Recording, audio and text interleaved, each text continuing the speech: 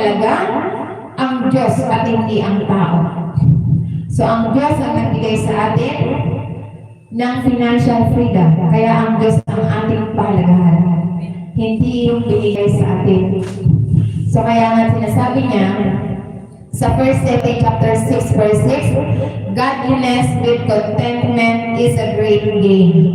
So ibig sabihin, true freedom is not having everything, but being thankful for everything. So ibig sabihin, ang tunay na kalayaan ay hindi pagkakaroon ng lahat ng mga bagay dito sa kalibutan.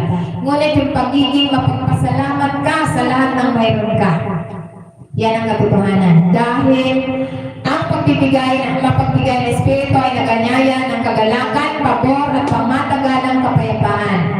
Kapag hinahanap natin ang tagapagbigay ng higit pa sa regalo,